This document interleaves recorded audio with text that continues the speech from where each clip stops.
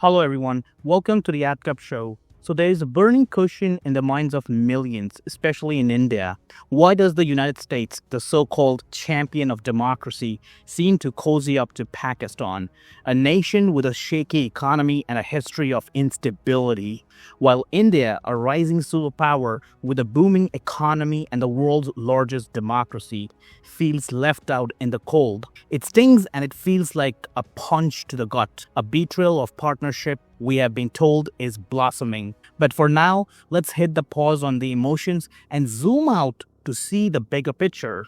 This isn't about friendship or loyalty.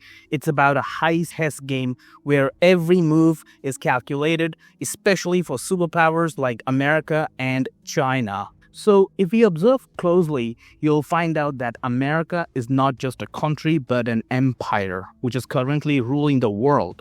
And an empire, especially the American Empire, which is an extension of the British Empire, which believed in divide and rule, will never support a superior power over an inferior power. In this case, we have India and Pakistan, where India is a superior power and Pakistan is an inferior power.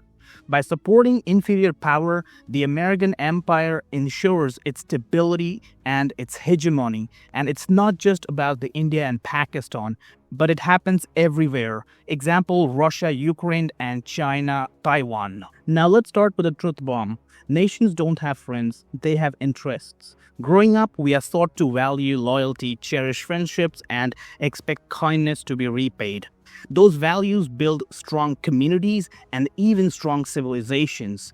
But when you step into the arena of international relations, those ideals crumble like a sand castle against a tsunami. Countries don't hug it out, they align where their goals overlap, and they ditch you the second these goals shift. This is a tough pill to swallow, especially for a country like India, which has often approached diplomacy with a sense of fairness, almost like a pacifist hoping the world play nice. To be fair, India has always tried to avoid conflict. Now, don't get me wrong, India is not naive, but they have got bought into the romance of the India-U.S. partnership. We hear about shared democratic values, booming tech ties, and strategic alignment in the Indo-Pacific to counter China. In 2023, bilateral trade between India and the US hit $120 billion, which was massive, and it's as only increasing every year.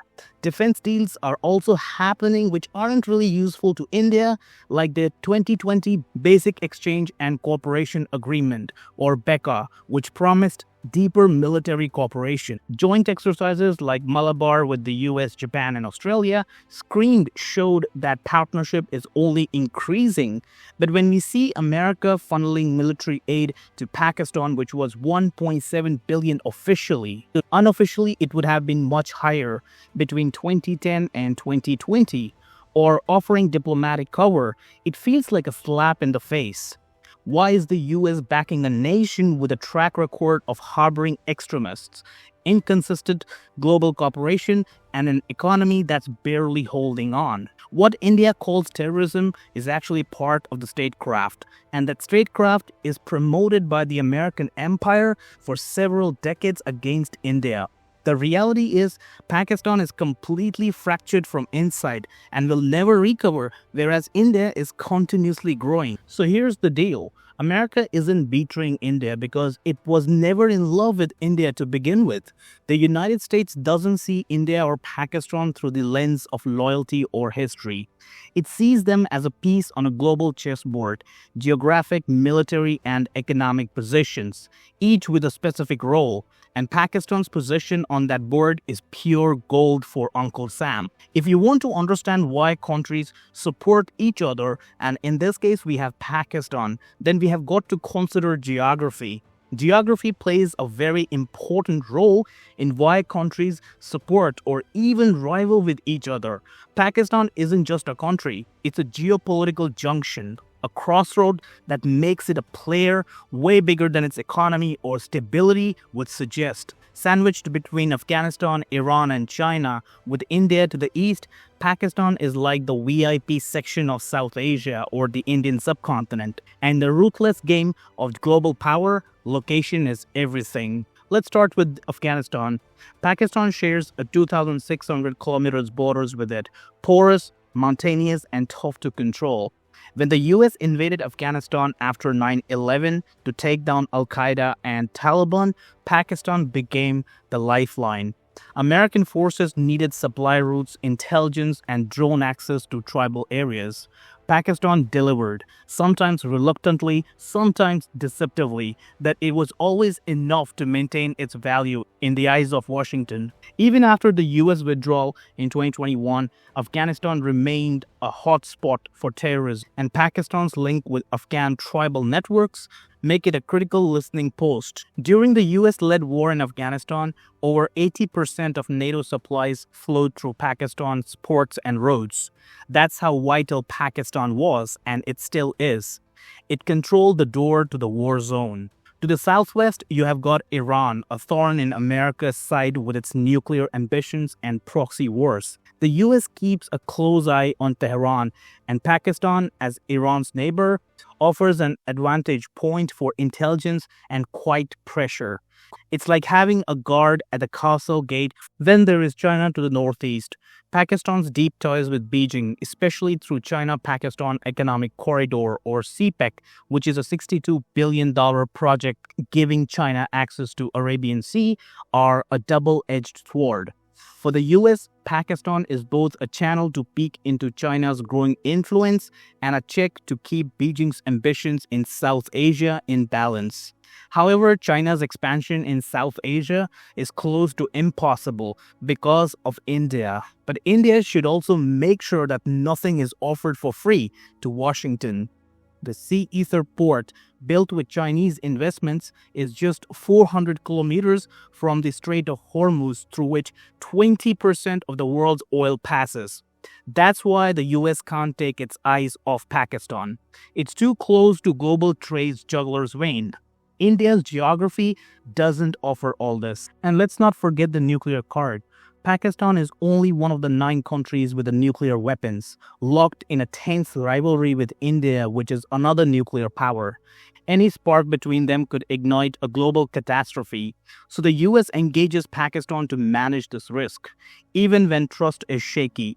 However, we can't 100% say that Pakistan's nuclear arsenals are under its complete control. Osama bin Laden was found hiding in Abbottabad, a Pakistani garrison town, in 2011. That was a trust-shattering moment, but the US didn't cut ties because Pakistan's utility outweighs its IT. Also, America never wants the rivalry between India and Pakistan to end because that gives it an opportunity for intervention and to sell weapons and make deals. Current condition is such that America is doing deals with both sides. India is unable to grasp this reality. This isn't about love, it's about leverage. Pakistan's instability, its fragile economy, military dominance, and internal chaos makes it a tool that can be pressured, managed, and moved. It's not a beloved ally, it's a pawn that's useful, and America knows how to play it. It's just that India is not useful enough for America. Now let's talk about India, which is the world's largest democracy. For good or for bad, you decide. The 5th largest economy and tech powerhouse. Its middle class is booming, startups are pretty much going global, and most importantly, India's military is modernizing very fast. We saw their outstanding performance in recent conflict. US companies like Google, Microsoft, and Amazon aren't just outsourcing to India. They are actually betting big on India's 1.4 billion strong market. Defense ties are also solid, but things might change anytime. The US has sold India Apache helicopter, P-8 surveillance aircraft, and missile systems. Joint exercises are also happening to show that they are partnering up, especially to counter China's moves in the Indo-Pacific. But here's the catch. India's strength is a double-edged sword. India is not just a partner but a lion that thinks for itself, and America doesn't encourage such behavior. Unlike Pakistan, which bends when nudged, India negotiates from confidence and sometimes it goes hard. India don't blindly follow America's lead, whether it's on Ukraine, Palestine, or sanctions against Russia and Iran. India's historical ties with Moscow, its trade with Tehran, and its refusal to pick sides in global conflict gives it a strategic autonomy, and it's admirable. But to an empire like the US, it's also inconvenient. This makes India useless for America, and America can't push India beyond a certain point because India is also a powerhouse that has great ties with other big powers. India is one of the few countries that operates both US-made Apache helicopter and Russian-made MiG-29 jets in its military. That's a testament of India's balancing act, playing with both East and West without being owned by either. However, India lacks its own voice. India's independence makes it a potential rival, not a partner. The American empire has always hated India. India is ambitious with global goals and a vision to lead, not follow. That kind of confidence makes empires cautious. So when the US needs to apply pressure to keep South Asia in check, it turns to Pakistan, the pliable pawn over India, which is the untamable lion. So it won't be wrong to say that America doesn't want India to grow, and if India has to grow, then it must completely surrender its sovereignty to the American empire, like how Pakistan did. However, Pakistan didn't grow, and the American empire exploited Pakistan to the point that it has now lost almost everything and just trying to survive. Let's be real, this dynamic hurts. For India, it's not just about policy, it's personal. India has faced cross-border terrorism like the 2008 Mumbai attacks and 2019 Pulwama attacks, both linked to Pakistan-based groups, and America, for some reason, doesn't want to address that. India has shown restraint, built bridges through trade, and stayed true to democratic values. So when America hands Pakistan $1.7 billion in military aid or stays silent on its proxy warfare, it feels like India is being stabbed in the back. Indian soldiers die, their civilians mourn, and the world seems to shrug. But here's the wake-up call. This isn't betrayal, it's business. America doesn't love Pakistan, it uses Pakistan. When Pakistan's utility fades, it will be discarded, just like how empires have ditched pawns throughout history. Pakistan is way too important for the US, so America will leave Pakistan only after it weakens and stays no longer in the position to fund it. Look at Iraq or Libya, propped up when useful, abandoned when not. India must stop expecting loyalty from those who are playing a different game. The US is not India's friend like how some Indians, including their PM, is trying to portray. It's a partner when it suits them. The sooner India gets that, the faster India can turn pain into power. Now let's talk about another player in this drama, the media. Western outlets, especially American ones, shape how the world sees India and Pakistan, and it's not always fair. When terrorists strike India, like Mumbai in 2008 or Pulwama in 2019, headlines were very soft, like militant attacks or tensions rises between nuclear rivals. The American and the Western media always dodged naming Pakistan's ISI or state-sponsored terror, focusing on escalation risks like it's a 50-50 blame game.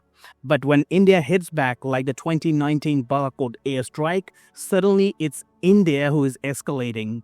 Indian jets who are invading Pakistan. Here, India becomes the aggressor even when defending itself. So why this double standard? Well, Pakistan's chaos, its shaky democracy, military coups, economic decline gets a sympathetic spine. It's the troubled underdog that needs help.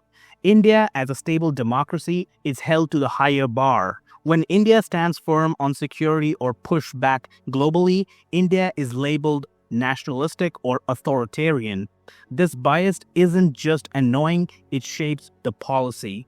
Western leaders urge restraint from both sides, creating a false equivalency that lets Pakistan off the hook. It's a hypocrisy of the empire. After the Balakot strikes, a study by the Observer Research Foundation found that 60% of Western media reports framed India as the escalator, while only 20% mentioned Pakistan's role in preceding Pulwama attack. That tells you the entire intention of America towards India. Social media makes it worse. Pakistan's digital influencers and state-backed campaigns exploit hashtag to shift blame, while India's massive online presence often react instead of leading. The result is global audience see a blurry rivalry, not a clear story of terror versus self-defense. India is fighting a two-front war on its borders and in the narrative. This is all backed by America and its allies because that's how system is built. Alright, now let's connect the dots. America's support for Pakistan isn't random. It's a part of the playbook called controlled chaos. Empires love managed instability because it keeps them relevant. A low-burning conflict between India and Pakistan is gold for the U.S. It gets to play mediator, arms dealer, and a power broker. A peaceful South Asia would shrink America's role. Tensions keep the money flowing, the drones flying, and the influence alive. Pakistan's volatility, its Afghan border, nuclear arsenals, and China ties make it the perfect pawn. By keeping Pakistan in the game, the US pressures India, watches China, and secures Central Asia access. It's not unique to India. Look at Ukraine, Russia, or China, Taiwan. The US backs the weaker player to check the stronger ones, preserving its global dominance. Pakistan, the inferior power next to India, fit this mold.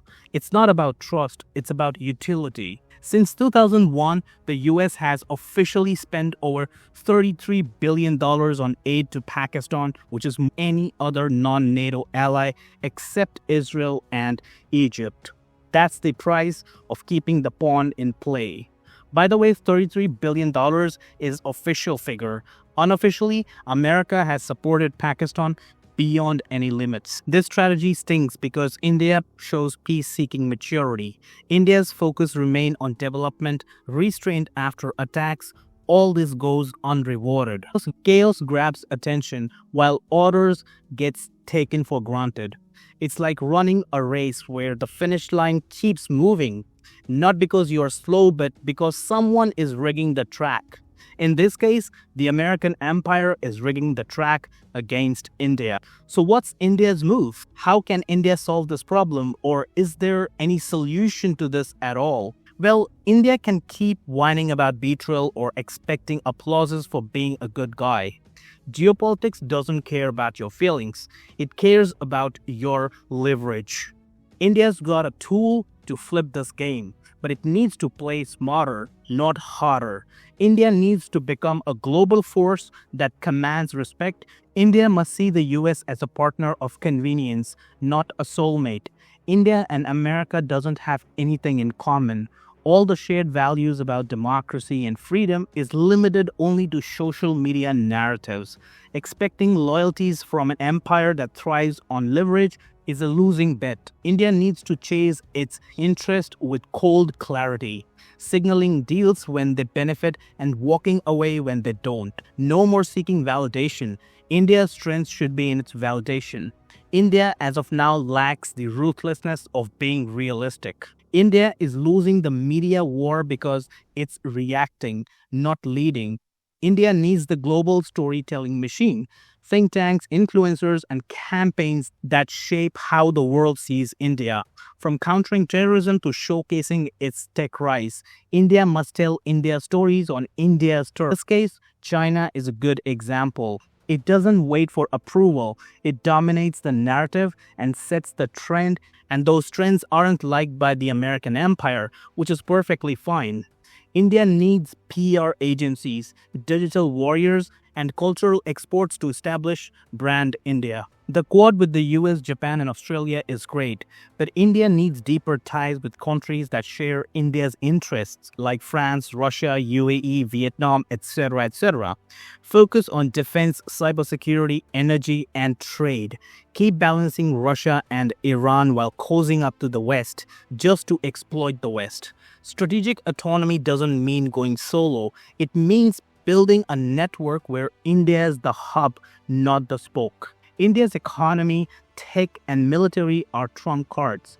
Lead in semiconductors, green energy, and AI. Strengthen role in global supply chain. Make the world need India. It means create value just like how Pakistan created. In the Indo-Pacific, when you are indispensable, you don't beg for respect, you demand it. Global clout comes from internal strength. Fix the infrastructure, secure the digital border, and promote inclusive growth. A divided India, split by politics or inequality, won't scare anyone. India needs a national vision that outlasts elections, pairing economic self-reliance with a cutting-edge tech and military readiness. Unity is the secret weapon in this mission. Here's the bottom line. India is not playing for likes, it's playing for legacy, which America hates. This isn't about quick wins or viral movements. Strategy is built through patience, foresight, and grit. Whether it's the China's border, Kashmir, or global diplomacy, India can't get distracted by applause or shade. America's bailout and financial assistance to Pakistan is not a gift, it's a leash. Pakistan's dependence keeps it pliable, while India's independence makes it a wild card. To win, India must turn that wild card into a king. It becomes so vital economically, militarily, diplomatically that ignoring India costs more than engaging India. It means India needs to build capacities and capabilities to enforce its viewpoint on America and Pakistan. India is at a crossroad. Power is shifting, alliances are fluid, and India's movement is now. The US-Pakistan game is a lesson, not a loss. It shows us how power isn't gifted, it's seized.